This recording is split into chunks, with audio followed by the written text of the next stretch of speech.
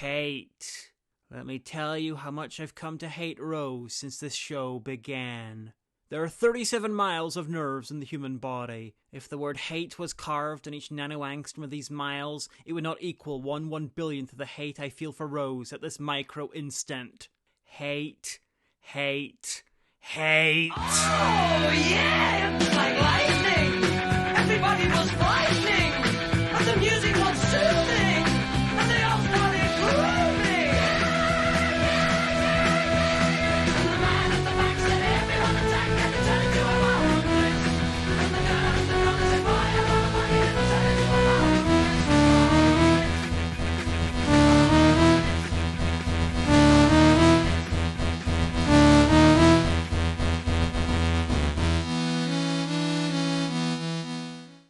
Previously on Dr. What, much less Who. All of this dumb shit, and more. The Doctor regenerates, sending the energy into his hand that had been cut off back in the Runaway Bride, meaning that he got the healing effects of regeneration, but without the bodily change. What a stroke of luck! No, not a stroke of luck, a stroke of making no fucking sense, because the point of regeneration is to heal and renew the body while it changes. If the Time Lords wanted to heal while keeping the body the same, they would have. It's so much simpler. Besides, if you heal first, then that work is undone when the body changes, because the act of changing the body needs to destroy what was there, otherwise it won't change. This is one of the stupidest things, not just in Russell's 10 years, but the entire show, and yes, I'm aware that those two things are often the same thing. And it didn't need to be this way. Apparently, Russell originally planned for 10 to regenerate into 11, and then somehow use the hand and regeneration energy to reverse the process back into 10. Which is still idiotic, but marginally less so. And who would have been 11? He wanted Judi Dench, apparently. Which would have been great for knowing the idiots who think Time Lords can't or shouldn't be able to change sex at regeneration. Now then, where were we? Wondering why the hand didn't change shape. Also wondering why Jack spent all of last episode desperately trying to get back to the Doctor, like he knew this was a special crossover episode. Anyway, Sarah Jane saved by Mickey and Jackie because the perfect people to arm with gonzo sci-fi guns and to send into an alternate reality are a random guy in his 20s and a middle-aged woman who aspires to be Mrs. Robinson. Here we are, complete strangers, and I'm flashing you my knickers. Kinda wondering why Torchwood doesn't have guns like that. Oh yeah, they probably did back in London. Sucks for them that no one gives a fuck about Cardiff. London doesn't care. The South Wales coast could fall into the sea and they wouldn't notice. Oh. I sound like a Welshman. God help me, I've gone native. I like how the Dalek just lets him run out of bullets because, lol, Torchwood don't have anything that could get through a Dalek's armour. Oh wait, something else is going on. Well, that's sure to be dumb. Man, those two are terrible shots. Almost none of those bullets were going to hit the Dalek. And it was right in front of them, not moving. And if it was moving, it was getting closer and therefore bigger. So the Doctor's explaining how he cheated regeneration. Like I explained earlier, but with less abuse. And he's using the word hand too often. To handy, my hand. My hand is bad. Lost my hand, that's my hand. I'm fine with the Doctor wanting to stay in this incarnation. But as soon as that was done, I didn't need to change. I didn't want to, why would I? Look at me. Time Lord incarnations are basically programmed to be narcissistic. Each version of the Doctor believes they're the best one. This is why they're almost always critical when they meet up with the others. A noble brow. Your effectiveness is now doubled. Halved, more like. No. There's no need to be ungracious. You don't imagine anything you two can do would stump me, do you? Let's have a look. What's this? Old hat. Oh, for heaven's sake, will you put that ridiculous buzzing toy away and look at the woman? You're the latest model, hmm? Yes, and the most agreeable. Oh, certainly the most impudent. My last incarnation. Oh, I was never happy with that one. Why ever not? It had a sort of feckless charm. Compensating? For what? Regeneration, it's a lottery. Oh, he's cool. Isn't he cool? I'm the Doctor and I'm all cool. Oops, I'm wearing sand shoes. Yes, well, I think that should do it. Why on earth I never realised that... Oh, no, what are you doing here? Yes, well, it's a bit difficult to explain, really. This won't do at all. We can't have two of us running about. Oh, so you're my replacements. A dandy and a clown. Not thrilled? Goodbye. Fancy pants. Scarecrow? I should have noticed that. Well, it might help if you could see properly. Do try to keep out of my way in future and in past. There's a good fellow. The time continuum should be big enough for both of us. Just. Do you know, I think I preferred you as an androgun. Ah, thank goodness in this regeneration I've regained my impeccable sense of haute couture. I believe this is a side effect regeneration, in order to decrease the risk that someone reacts badly to an incarnation. Just imagine how traumatizing it would be to have your entire mind and body torn inside out and rebuilt at random. To make sure there's basically no risk of suicide or mental illness, the process involves some benevolent brainwashing, to give them some light narcissism. If it didn't, just think of how often a Time Lord might burn through regenerations, desperately trying to find one they can live with. So the Doctor being a narcissist makes sense, and the big question is, if this hand thing is a thing, then why didn't any other incarnation, say an unusually narcissistic one, like 6, just lop off a body part right after regeneration when it'll grow back, and then just carry it around with them to stop them from changing next time they died? Or is 10 just the most narcissistic incarnation? I don't want to go. Yeah, he is. Prick. But actually, Big Finish explained that in a story called Peace of Mind, where Captain Jack runs into 6 and uses 10's severed hand to save his life. So, seemingly, this is where the Doctor learned the trick. Wait, are you wearing my coat? I'm not just wearing it, dude, I'm rocking it. But listen, I was at the point of regenerative collapse. No creature in existence should be able to absorb that energy, let alone use it to somehow heal me whilst also... Is that my 7th favourite waistcoat? What can I say? I'm special. See how I look good in anything? Ha ha! You're still you. She's terrified that he's going to turn back into the rangy northern one. It'd be like having a Pokemon that she wants to fuck de-evolve back into a Loudred. You can hug me if you want. This is an irresistible force meeting an immovable object of sex, and I'm not sure which is which. No, really, you can hug me. Anyway, what's going on with Torchwood's time freezing thing? Well... It's a time lock. The ultimate defense program. Tosh was working on it. They could have explained that the weird rift energy could be used to freeze time, but nah. It's a program invented by Tosh, the ex-Torchwood computer genius. Ex, because she's currently dead. Though with the audios, she could be any number of things now. And in her first appearance, back in New Who Series 1, she was a medical doctor. I don't want to say that Torchwood is bollocks, but that's part of the show's charm. The hub's sealed in a time bubble. Nothing can get in. But that means we can't get out. Nope. It is a dumb defense, though. Good thing they have another way out through the ceiling. But since they're not using it, I'm going to guess there's another ridiculous self-defeating mechanism up there. Maybe the pterodactyl eats you. Hey, so Tosh invented this, didn't tell anyone, and then turned it on, but it never did anything until now. How the fuck did it know the Dalek was a threat? The thing's shaped like a giant novelty salt shaker, and it's not like anyone on this planet remembers the many times they previously attacked.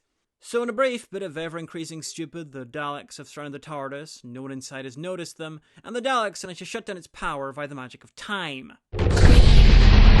Power's gone! Some kind of chrono loop! They then run off with it to the Dalek mothership, so we can have dramatic speeching, and all the horror that comes with that. They've taken the Doctor to the Dalek spaceship, then that's where we need to be. And put down your guns. Do what? If you're carrying a gun, they'll shoot you dead. They're Daleks, they'll shoot you dead regardless. You're only safe if you're a main character. Daleks, I surrender. And us. Good work, Mickey, kissing your gun in full view of the Daleks. Proving me right about the main character thing. Anyway, Martha's dealing with her mum in the most efficient way possible. By backing off and making her talk to the hand because the companion ain't listening. What's an Osterhagen key? It's German, from a guffin.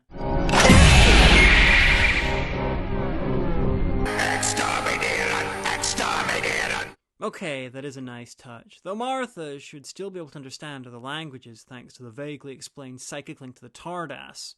You know, it must be really distracting for ex-companions. Every time the Doctor arrives nearby, their link to the TARDIS reactivates, and they can suddenly understand languages again. I imagine one of them trying to attend a subtitled film festival in modern-day London, and the dialogue keeps changing thanks to doctors arriving and leaving. Do not war! Anyway, now's the time for them to explain why Rose and all came visiting. Rose, You've been in a parallel world. That world's running ahead of this universe. You've seen the future. What was it? You know what's funny? Both Pete's world and the world from Inferno are slightly ahead of the main Doctor Who universe. But if this other world is parallel, they'll be in the same situation as us. Work on their project is not so advanced as yours. Apparently, the main universe is a bit slow. Anyway, Rose's world was on the edge of destruction, the brink of disaster, as a wave of nothing was fast approaching the Earth. The darkness. The stars were going out, one by one. We looked up at the sky and they were just dying. The nothing pulled them right out of my hands. Shut up. Ooh, that sounds ominous. Good thing nothing comes of that. I'd guess that the Davros of that universe created his universe destroyer and it was taking his time to approach the Earth. Which would mean that when they leave Rose back in that reality, it's a death sentence. So that's cool. Now, it's just this reality's Davros, his reality bomb, somehow destroys all the parallel universes too. The destruction of reality itself! Mostly because Russell felt the need to escalate from universe destroying and had nowhere else to go. Hopefully, now that he's back, if he tries to escalate, he's gonna have to use his imagination. Sorry I wrote that before Empire of Death, and I'm not changing it! Anyway, because the Annihilation Wave was approaching her Earth, that means Davros won. He set off the reality bomb. And the dimensions started to collapse. Not just in our world, not just in yours, but the whole of reality, even the void was dead. Which means that the Doctor is changing history, which I'm told is a no-no. Especially when it's a fixed point in time, and the destruction of the multiverse sounds pretty fucking fixed to me. Luckily, without a universe, there's nothing to fix your point to, so the Doctor can stop at. Everybody got that? Apparently, timelines and stuff are converging on Donna. This is why Rose met her and turned left. And why the fortune teller, Chantho's evil human doppelganger, who worked for the trickster from the Surgeon Adventures, was targeting her in the first place. Now, if the fortune teller, Chantho's evil human doppelganger, was working for the Daleks, you could assume that future Davros was trying to make sure that Donna couldn't fuck this up for him. Because she's the one who ends up saving the universe this episode. But nah, random Surgeon Adventures villain just thought it'd be fun to stick a beetle on her back and change the universe for no fucking reason other than timelines converge on her. It's weird, Donna, but they all seem to converge on you. But why me? Because a random Surgeon Adventures villain made the timelines converge on her by sticking a beetle on her back and changing the universe for no fucking reason. Everybody got that? Doctor, you will step forth or die. Sorry, correction, Doctor. You will step forth and die. Or you will step less than forth and die. You told me nothing could get through those doors. Yeah, well, Russell's pen is mightier than Time Lord technology. Right now, that wooden door is just wood. This is why Classic Who doors were so much better. The shell was separated from the console room. There were both internal and external doors, so even if the exterior is wood, the interior definitely isn't. Anyway, why not just send Jack out? That'd be a bit of a distraction, so we could do all that running around David Tennant saves the day bollocks that the show loves so much. Anyway, they head out, but the doors close on Donna because of all the timeline stuff.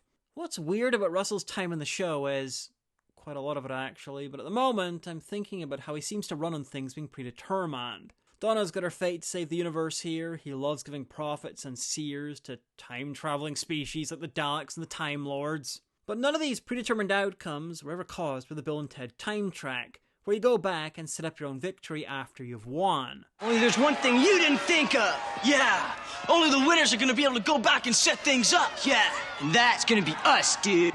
Which is fucking shocking because our hero has access to time travel. By the way, did I mention it also travels in time? This is literally the most counterintuitive way to handle predetermined events in something involving time travel, and Russell does it anyway, more than once. All hail the Daleks! Hail me. Behold the might of the true Dalek race. We barely fly in formation like no other. Anyway, Donna's been trapped in the TARDIS by the true power of predetermination. What did you do? This is not of Dalek origin. Stop it! She's my friend. Now open the door and let her out. Why the fuck would the Daleks lock her in the TARDIS, Doctor? All that it'd do is give her a near infinite amount of space to hide in. Think, Doctor. Think! She's my friend. They've done worse than that to your friends, Doctor. Anyway, they drop the TARDIS in a convenient trapdoor right down to the star powering the Dalek complex. Well, I'm sure Sutek is having a great time in the sauna. The Crucible has a heart of Z neutrino energy. Oh no, that's 3 worse than W neutrino energy. It must be fairly shite, honestly, because the TARDIS exterior that is totally just wood right now. Right now, that wooden door is just wood. Isn't being destroyed by all the heat and radiation and stuff. Though weirdly, the much hardier than wood Time Lord tech inside the TARDIS is reacting like a Star Trek set when the camera shakes. Anyway, the Doctor is pleading and begging with the Daleks to save Donna. Not the TARDIS, Donna. Please, I'm begging you, I'll do anything. Put me in her place. You can do anything to me, I don't care, just get her out of there! Clever writing would have had this be an act, lulling the Daleks into something for an advantage, because the Daleks are going to kill them all regardless. But nah, after centuries of danger, and sometimes losing his friends to that danger, the Doctor's just become whiny. I mean, frankly, even if she means more to him than the TARDIS, no fucking chance. Save the TARDIS! Save her! So Donna reaches out for the Doctor's severed hand, because the script says so, and after a weird blast of yellow CGI, we have ourselves a second Doctor in the TARDIS. Oh dear, we are in trouble, aren't we?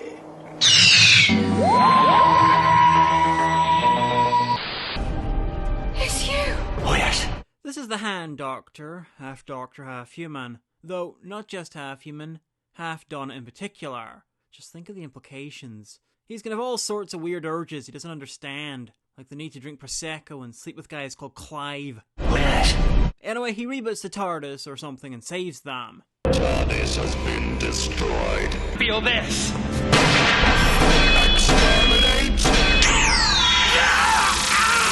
You think that if anyone in Torchwood would have a futuristic space gun to hand, it'd be Jack, seeing as he's both from the future and space, and regularly deals with aliens, many of whom probably have access to futuristic space guns. Plus, he had a futuristic space gun in the last episode. It's a trick, though, a trick that relies on the Daleks not dropping him through the trapdoor to the fucking sun right below him. Panten's been busy, though. He repaired the TARDIS, and talks bollocks a lot. What do you think? You are bonkers! No, that's just David Tennant playing 10 on Big Finish. The crystal sunsets of Palpalion? Oh, the fluorescent gardens of Clack. Oh, the lava waterfalls on Kowloon. Yeah! No!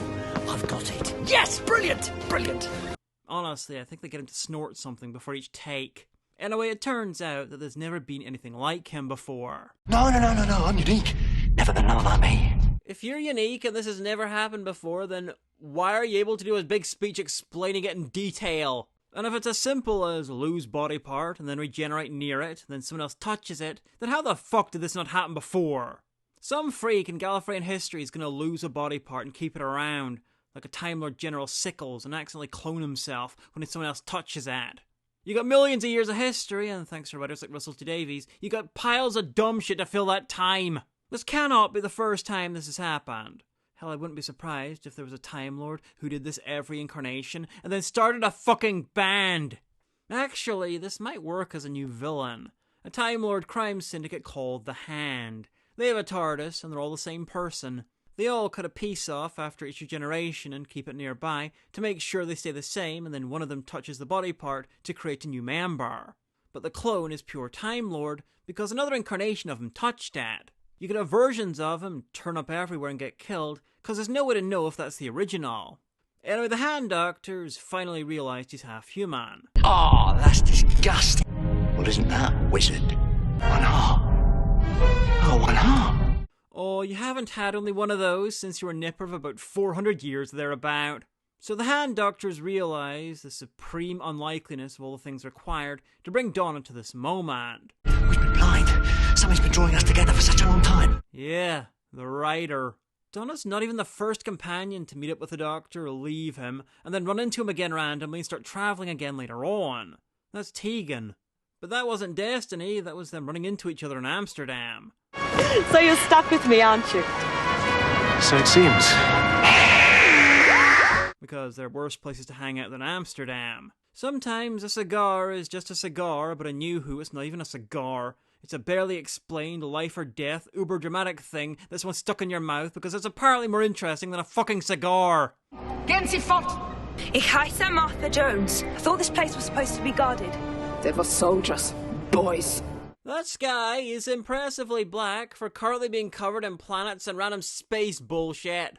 Also, great work keeping a low profile near the prime Dalek target there. Maybe they assume the German Daleks can't speak English. The unit base, complete with gibbets and cobwebs, is deserted. Not because the Daleks raided it or because it was abandoned long enough ago that there'd be cobwebs, but because of the soldiers left. But when the Albtraum came from the sky, they went home to die. Good work, Daleks. You raided everywhere but the important base. This old lady would visit the soldiers and bring them food. I brought them food every day. Good work, unit, for not feeding the soldiers. Good work, little old woman, for wandering into the base so she can explain why there's no soldiers in the top secret base. Clearly there's no soldiers because of budget, but it also shows that unlike the UK branch of unit, these guys have no experience in dealing with alien incursions. Maybe Germany should do a Doctor Who remake to get some practice. Why did you tear down that ancient tapestry? You could have just moved it. Looks like the Daleks are the only vandals here. London.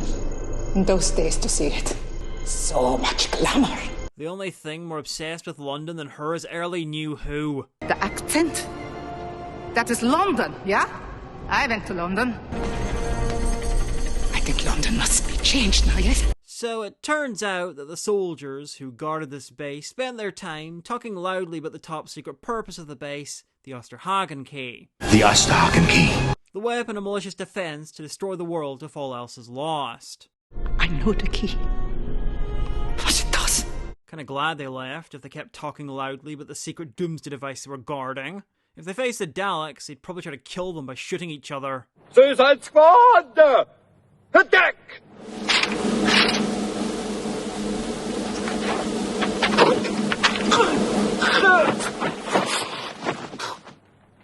That showed them, huh? Martha. Så höll mitt djur. Disposal completed. Like I said earlier, you could have just dropped him into the sun. It'd even save you in some corpse-burning fuel. Why couldn't you open that from the inside? But hey, wouldn't it be fun if later on we find out that the Daleks were capturing people and disintegrating them to test their new weapon? And wouldn't it be hilarious if the dead were just as useful for testing it as the living, and they could have used Jack for that? It would be fucking hilarious. I fucking hate my life. Anyway, Sarah, Jane and Jack have arrived at the Dalek base. One step closer to the Doctor. And more importantly, are looking at the same camera for some reason. Well, Davros has locked the Doctor and Rose up in the finest light-based prison since the last time someone needed a cheap alternative to a special effect. Leave her alone. She is mine, to do as I please. And why am I still alive? Because what pleases me is to kill you. And I need you to be alive for that to happen. Nah, she's alive because Dalek prophesies that she'd be here to witness all this. The Supreme Dalek, the red guy, apparently doesn't believe in his prophecies, but not enough to actually stop them by having her killed. But it flew into the Time War unprotected. If you call being inside a fucking tank unprotected. What I don't understand is why this was made, but also why it's been left in a destroyed travel machine. Those things are partially life support for the Dalek blob within, but they can survive outside for limited periods, so maybe he's just stuck on there for special occasions. Anyway, for some reason, the Doctor assumes that Dalek, sitting there in a broken wreck of a former tank turned into a half-melted chair, somehow controlled the TARDIS with his fucking mind. Why did the TARDIS door close? Tell me! Oh, that's it. The rage of a Time Lord who butchered millions. That's not rage. That's a 2 in the Tennant overacting scale. Bringing up the Doctor's death toll is just bad writing for Davros, unless he's somehow trying to mock the Doctor, which he's not. Meanwhile, in a Dalek showroom, all the humans are brought in for some Holocaust imagery. The quote-unquote reality bomb is going to be tested on them. The reality bomb. And among the victims is Shobha Kapoor. She was one of the cast members of the soap opera EastEnders back in the 90s, when they did the Doctor Who crossover Dimensions in Time. Look, here she is meeting Six and Ace. Hey, do you like that, love? Clashes. I tell you, they're going to be the rage in 1994. But EastEnders also exists in Doctor Who as seen in Army of Ghosts. So what's going on? Clearly just an actor turning up in more than one part, but I've also decided that Dimensions in Time was a dream that the Doctor had after watching some EastEnders. Or maybe it was set in the land of fiction. Anyway, I've decided that this unnamed lady who's about to die is actress Shubha Kapoor, playing herself, having just been grabbed going to rehearsals for a panto, because that kind of thing amuses me. Anyway, the Daleks are distracted by her panicking. Kinda out of character, the reality bomb doesn't give a fuck if she's panicking or not, and they could just shoot her if it is. But Mickey and Sarah Jane use a distraction to escape. Sucks to be her, and the rest of them. Honestly, this is probably the oldest school Doctor Who move in the entire Russell T Davies Mark I era. Coldly and dispassionately using someone else's panic to escape, and then leaving people to die so you can fight on. Anyway, Jackie, having basic human empathy, was comforting Shubha Kapoor, and frankly, she should have died alongside her. But this is New Who, and only non-mains die, and stay dead, so she sheepishly apologises and teleports to safety. I'm so sorry.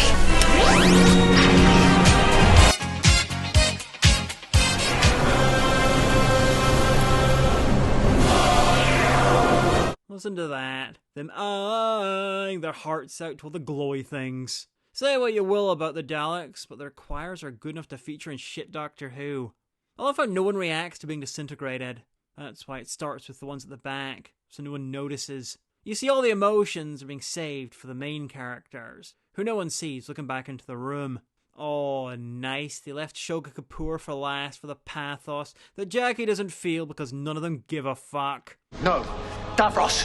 Davros, you Appropriate response. You no! Okay, I borrowed that idea from Joe Vevers. You should all go sub to him. Doctor, what happened? Magic. Planet magic happened. You know, if the Daleks could aim their planet magic with such accuracy that it didn't disintegrate the floor or walls, then why the fuck didn't it notice some of the prisoners escaping? They call this beam the reality bomb for reasons that I'm not even going to try to understand. Prepare for universal detonation! It's not a detonation, it's sending a fucking wave out! Okay, I realise that a detonation involves sending a wave out, but not in the same way. I climbed through 2 miles of ventilation shafts, chasing life signs on this thing, and who do I find? The other person who's not allowed in the set anymore. Mickey Mouse! Same difference. Hey, the Daleks have life signs. How many times did you have to die before you found them? Anyway, I like how Jack salutes the only good New Who spin-off. We meet at last, Miss Smith. Anyway, it turns out that Martha's not the only Asterhagen keymaster. There's her in China and him in Liberia. You need all 3 to activate it, and that's fine, but I'm wondering where the keys the other 2 used were being kept. Nuremberg is 4,000 miles from New York, so maybe the Chinese key was in Israel and the Liberian key was in Sweden. What fucking idiot designed this final break Earth in case of disaster system? Well, someone called us to Hagen, I suppose. And finally, this is a German base. Why are the names in English? Sure, English as standard happens in many international treaties and organisations, but I feel like complaining. This is Germany, that should be in German, where the countries are spelt China and Liberia. Fuck. Why isn't it in Gothic script then? I don't want my name on this, given what we're about to do. Whatever you're doing, no one's gonna be left to tell your mum, dude. Or God. Hell, whatever you're doing, if you don't do it, then nothing's gonna be left of God, dude. The destruction of reality itself! Side note, but credit where it's due, that monologue is probably the best bit of acting in New Who. Anyway, Martha contacts the Daleks, and rather than tracking her transmission and sending some Daleks to kill her, or tracking her transmission and then shooting the location, the Supreme Dalek sends the transmission to Davros and the Doctor. Drama's important, apparently. So Martha explains to the Doctor, Davros, and the whole Dalek fleet how the key works. If all 3 are used, then it sets off a chain reaction of underground bombs along fault lines, which will hopefully tear the planet apart. I say hopefully because it's not really the sort of thing you can test. If I use the key, the Earth gets ripped apart. Just one small question. Why do you want to blow up the world? Why? You, a scientist, ask me why? The achievement, my dear doctor. The scientist's dream of supreme power. Well, now I know you're mad. I just wanted to make sure. Nothing in the world can stop me now! Except the Daleks that know you can blow up the planet and lightly inconvenience them. But what if it becomes 26? Well, Martha, they'll steal another planet. Or they'll go back and steal the Earth from the past, like before the Asterhagen key was created. That's it! Don, a brilliant planet's been taken out of time as well as space. The same Daleks who can track your transmission and are probably on their way to... Oh wait, I just remember, this is new. Who and the Daleks are fucking useless. So fucking useless that the other main characters decide to give them a threatening phone call from inside their own house. Calling all Dalek boys and girls, are you receiving me? Brave words, Jack. Misgendering all the Daleks like that. Jack is a micro WMD that Sarah Jane just so happened to have brought with her. It's an explosion, Mickey. An explosion waiting to happen. I break the shell, the entire crucible goes up. Where did you get a warp star? If they time this just right, they could kill this entire show. And until that doesn't happen, I'm going to be so excited. I think Jack just wants to know if that would actually kill him. That face. After all these years. I'd recognize you anywhere, Harry Sullivan. This new incarnation suits you. No, Harry's not a Time Lord. I never thought she was a Time Lord. Oh, he's not trans either. That's Sarah Jane. Who? No, that's me. She's Sarah Jane. She was with me and Harry on Skaro back when I had the scarf. Not ring any bells. Is she the Australian? I was blonde when I knew the Australian. All you bipeds look alike with all your hair. Sarah Jane Smith.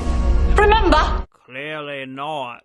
Not all his fault, though. She usually just went by Sarah in Classic Who. And I've learned how to fight since then. You learned to fight since then? Wow. Here's some footage of her casually using a rifle in Pyramids of Mars. He did. I know he did.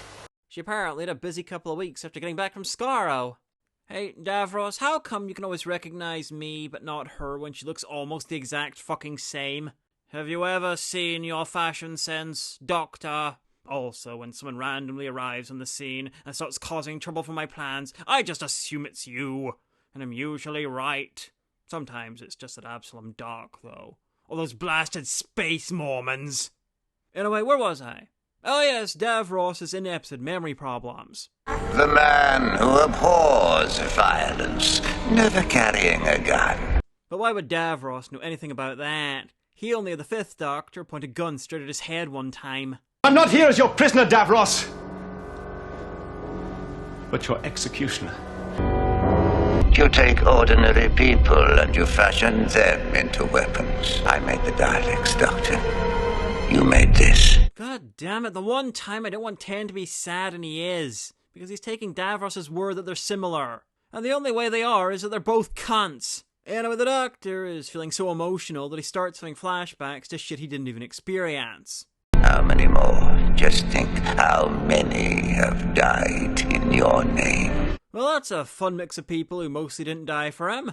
Maybe he should have looked through Classic to make up the numbers. Hey, the face of Bo is cheating. He died of old age. And Chantha was murdered by the Master. This is my final victory, Doctor. I have shown you yourself. But kind people find that they are cruel. Brave men discover that they are really cowards. Confronted with their true selves, most men run away screaming. The man who keeps running, never looking back because he dare not. It's like being called an alcoholic by Keith Richards. Literally, any other incarnation would have had a witty retort. Anyway, the fucking Daleks have finally decided to deal with the people actively threatening them. Well done fucking everything up by footing the hyper-advanced aliens, you fucking idiots.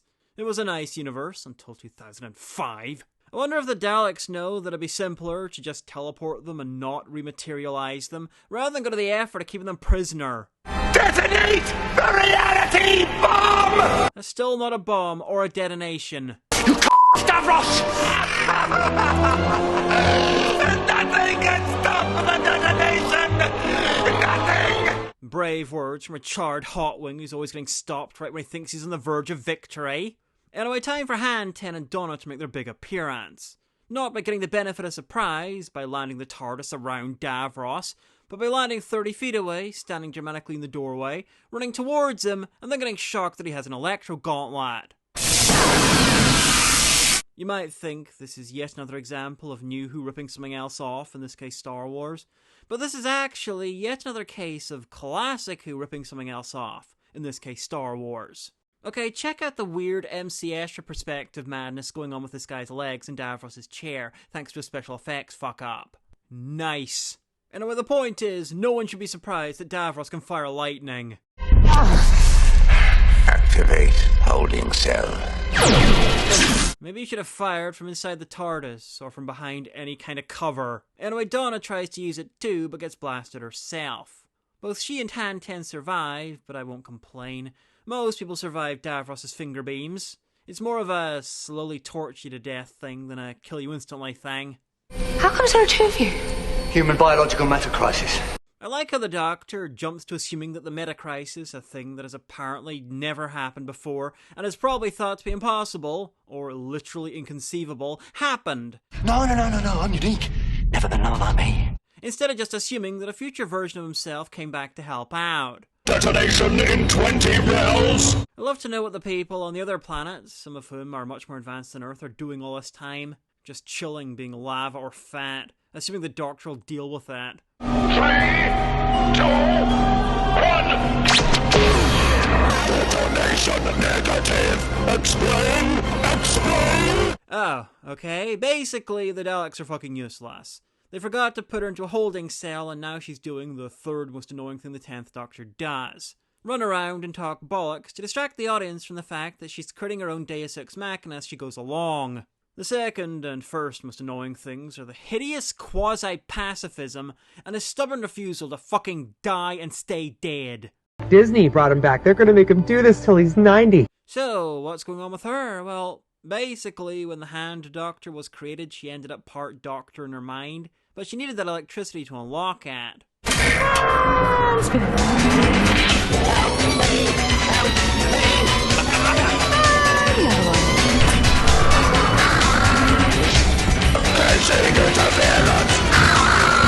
Why do we never think of that? Because you two were just Time Lords, you dumbos, lacking that little bit of human. The one in blue isn't, you fucking idiot. What is happening? I think it's called Dalek aerobics. Anyway, with the Daleks indisposed, Donna starts sending the planets back where they came from. It's a fucking feedback loop. And with most of them back, they take a break to explain what the fuck is going on to those of you who don't have the detriment of my voiceover. So there's 3 of you? 3 doctors. I can't tell you what I'm thinking right now. Literally, because it's going out before the watershed. For the Americans, the watershed is the point in the day when British TV is for adults only. There's strict rules about what you can see or hear beforehand. The changeover happens about 9 o'clock. But you promised me, Dalek Khan. Why did you not foresee this? Turns out that Dalek did foresee all this, and he wanted the Daleks to lose because when he was in the time vortex, he saw the shit that the Daleks did and started agreeing with the Doctor. I saw the truth of us, Creator, and I decreed no more! What I did without choice. In the name of peace and sanity. But not in the name of the Daleks. See, this is why, if you have the ability to time travel, which the Daleks do... Emergency temporal shift! You don't listen to a fucking prophet, you just go to the future and check. Boss, you have betrayed us! You will all be exterminated! 8 people, and he hit the fucking desk. And he aimed before the shot. The Dalek Peter principle in action.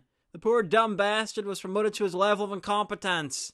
And the Daleks are really fucking incompetent. Feel this! You know, I'm not sure that could just be the glow of the fire, but I think the blown up Dalek might just be one of the copper ones. Anyway, as 10 goes into the TARDIS to get ready to drag Earth home, it was the only planet left unsaved before the Supreme Dalek fried the equipment, Han 10 destroys the Dalek fleet using the usual hand-wavy bollocks. What have you done? The same thing you'd have done up until a couple of incarnations ago, and you'd have done it with a smile and without being convinced by a Dalek prophet, and you'd have set it all up in advance because only a fucking schmuck faces off against someone without first arranging your own victory. You might not like it, but this is what peak performance looks like.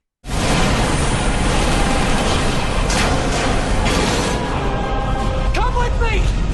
I promise I can save you! I name you forever! You are the destroyer of worlds! No, the Daleks have called him that since the second Doctor, though in the books. And they say it in the Dalek language, where it's Kafarik Gatri, and according to at least one book, also translates to nice fella, if you're biped. Still, this is better than earlier New Who calling him the oncoming storm. Oh, look at what the cat dragged in, the oncoming storm. You sound just like your mother. Which was the draconian name for him, not the Dalek. And it was Karstakavar in draconian. And off we go! Okay, I'm wondering why none of that debris is going to cause an extinction level event all over the Earth, but that's probably low-level space bullshit, compared to using the Torchwood Rift, Sarah Jane's computer, and K9 to create a tow rope to drag the Earth back to its proper place in space. K9 didn't appear in the Sarah Jane adventures most of the time because the rights to him were with an Australian company who made a show where he looked like this, and nothing else in Doctor Who was allowed to turn up. Why the hell is everything shaking? The Earth regularly travels in space. It's one of the most basic things about it. And traveling in space doesn't make everything shake. Please, someone tell the creators of subpar sci-fi that shaking doesn't equal speed. But I will say it is nice to see a TARDIS being operated like it's meant to be for once. With a crew. How much of a crew? Well, the console's hexagonal, so at least 6. Okay, so there's a lot of hugging and quadriligious sounding music in this part. Parting is such septic sorrow. I told you, no teleport. I told you, the status quo is God, and so am I. So Mickey's decided not to go back to the alternate reality. He was only there to look after his alternate self's grandmother, and she had a fatal case of being off screen. There's nothing there for me now. What'll you do? Get blacklisted, probably. Oh, you mean the character. Be homeless, I assume. The Doctor decides that Han 10 should be left with Rose in the parallel universe. I mean, the Doctor is finally free of her, and she doesn't get the man she loves. It's a win-win. Except for Han 10, I mean, who gets no say, and seeing as I'm assuming the Doctor doesn't love Rose, that means he doesn't either. One thing they never even slightly touch on is the half-Donna thing. The Doctor's baseline is asexual and aromantic, and Donna's straight. Why are they assuming that Han 10 isn't a woman? Probably because Russell's first era mostly had a weird obsession with injecting heterosexuality into this show as much as possible. Damn straight agenda. I remember when Who fandom was nothing but queers as far as the eye could see. Which wasn't far because before 2005, Who conventions weren't generally held in large buildings. Forgive me for the brusque language, but classic Who was about a camp guy having camp adventures with his fag hags and occasional boyfriend. He never kissed or fucked women and occasionally transformed into a better version of himself. There was a reason that classic Who had a giant queer fan base, mostly gay men and trans women. Then, of course, 2005 happened, and New Who decides to try and be grown up by forcing heterosexuality into the poor guy. And now that Russell has finally realised how queer Who is, there's a whole industry of pissy, homophobic fans who grew up with his weirdly cishet take and think it's the norm. This is a pithy way of putting it, but there is someone to blame for this. You turned her against me! You have done that yourself! Anyway, apart from all that, there's another reason for leaving him with her. He's a war criminal. He destroyed the Daleks. He committed genocide. He's too dangerous to be left on his own. What, are you assuming he's going to randomly commit genocide every time someone cuts him off in traffic? Or when a universe-ending army of death squids arrive? Okay, he might in the second case, but that's not exactly the worst thing. You were born in battle, full of blood and anger and revenge. Blood and anger and revenge? Oh, yes. Rationally stopping a universe-destroying death fleet? Dalek Empire's big enough to slaughter the cosmos. Putting his own morality to the side for the sake of the greater good? Saving everyone and taking the guilt and consequences onto his own shoulders? They've got to be stopped. That's an act of heroism. That's what the Doctor used to do all the fucking time. But just wait for the Doctor. I am the Doctor.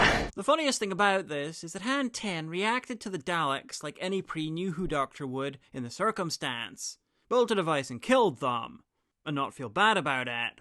Clever writing for 10 would script him as someone trying to turn over a new leaf, being horrified by his past norms with his present face. But now he pretends that Han 10 is the aberration, but he's more the Doctor than 10 ever was. And his only mistake is not firing his Dalek gun from behind fucking cover. Anyway, Hand 10 is fobbed off on Rose, and in a deleted scene they're given a baby TARDIS to grow. Chunk of TARDIS. Grow your own. And if I ever take control of this show, I'm going to bring Hand 10 back. Old and driven mad by having his limitless Time Lord potential locked in a small human container. Fobbed off on a woman he doesn't love. Rise of the Cybermen revealed that pure life force is the key to rejuvenating the TARDIS. I just gave away 10 years of my life. Worth every second. I'm sure Hand 10 worked out a way to use it to grow the TARDIS more quickly. Feeding it himself, local animals, the homeless, Rose, Jackie, Pete, and anyone else he found. All so he can escape the hellish half-life his other self damned him to. And when he has his TARDIS grown, his mission is to return to the main universe, find the Doctor and swap bodies with them. The McGann TV movie revealed there's tech for that on a TARDIS as standard for some reason. And when he's met the current Doctor and made the swap, he plans to go out there and atone for all the deaths he caused to get there. And then we have the present Doctor in Hand 10's body trying to stop him and get his body back. Of course, Hand 10 is too far gone, so when they try to help someone, they actually make things worse, meaning both Doctors have to team up to avert a disaster. Hand 10's body is mortally injured in the course of the story, and he finally realizes he was wrong, agreeing to swap back just in time, and finally dying a hero. Dying as the Doctor. And the wonderful thing is, this can be done with David Tennant at any age. In fact, it'd work best if he's about 80. But Hand 10 is only a few years older, having fed the growing TARDIS almost all his years before turning to other people out of desperation. Now, you might think I'm mischaracterizing Hand 10 by saying he doesn't love Rose and doesn't want to be there, but I disagree. I think he's playing the part that's expected of him. He's not you. He needs you. That's very me. But it's better than that, though. He's trying to tell her that since he's half Donna, he'll probably dress up in lingerie if she wants. I'll grow old and never regenerate. I've only got one life. And how the fuck did you confirm that? Anyway, they're left there to congeal in their own bullshit. Time for the Doctor to wipe Donna's memory of everything they did together. You see, that Time Lord mind is too much for her and will destroy her body. Because if she remembers, just for a second, she'll burn up. Not sure why the Time Lord mind in Hand 10's half-human body won't do the same, but what the fuck? There's never been a human Time Lord meta-crisis before now. Because there can't be. Except for him. Time Lords being able to wipe human memories goes back to Patrick Troughton's last episode, The War Games. They'll forget me, won't they?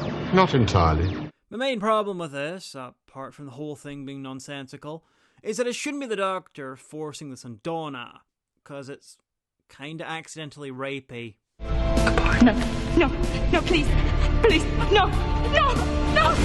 It should have been Donna that realised what was going on, because she's all special and stuff, and she asked the Doctor to do it. Because the episode previously went out of its way to say that the unique mix of Time Lord and human in Donna has an extra spark that the Doctor's pure Time Lord is missing. Why do we never think of that? Because you two were just Time Lords, lacking that little bit of human, that gut instinct that comes hand in hand with planet Earth. Apart from everything else, she apparently is a copy of his mind in hers, so she should really realise that this is necessary. Once again, Russell ignores the bullshit he just came up with to justify his plot just so he can have extra crying. And if he had to be the one to force her to lose the memories, then fucking commit to it. Have her say that she'd rather die than go back. Anyway, then he leaves her with her mum and granddad and explains the seriousness of the situation. All that knowledge, it was killing her. I had to wipe her mind completely. He only wiped stuff about him and the TARDIS and their adventures, so I think that's a joke at Donna's expense. I had to wipe her mind completely. Every trace of me or the TARDIS. Anything we did together, anywhere we went. Had to go. Because if she remembers, just for a second, she'll burn up. The End of Time says that's bollocks. But you know, that's only 3 episodes from now and from the same writer, so that's fine. Who would ever expect anyone to remember that? Also the Star Beast. A skinny man! No, it isn't. No, he's not there. You can't see him. And there's no monster. You've got 2 hearts. So do I. You've got what? This is a sonic screwdriver. And if it's good at one thing, it's resonating concrete. Which was over 15 years later, but was the next episode written by Russell after the End of Time, so lol. You can't mention me or any of it. for the rest of her life. Don't mind me, Donna. John Smith.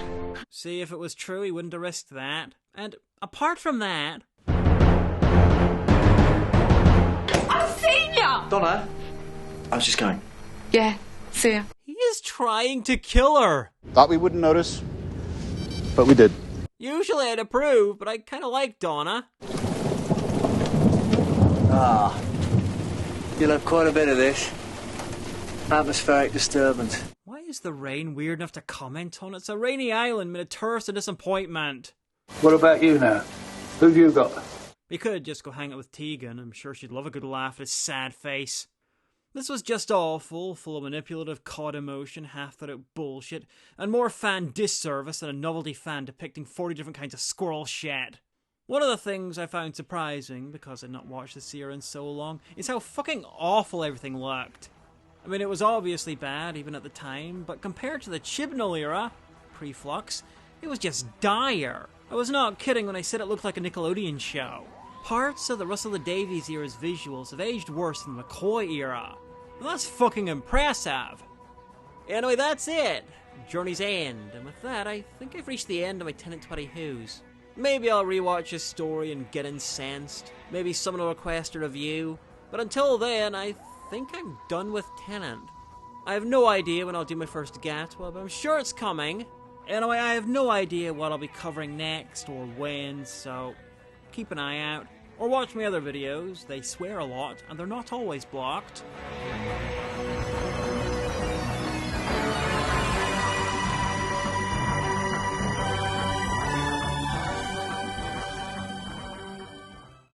Thank you for the watch, sub if you haven't already done so, and please, leave a comment. The cruel god of algorithms needs it, apparently. And if you want to request I do a review of a David Tennant story that I've not covered, you can do that at patreon.com/DiamandaHagan. There's other rewards there too, though, like the official Discord and exclusive videos, including an episode of Hagan Reviews never seen on YouTube.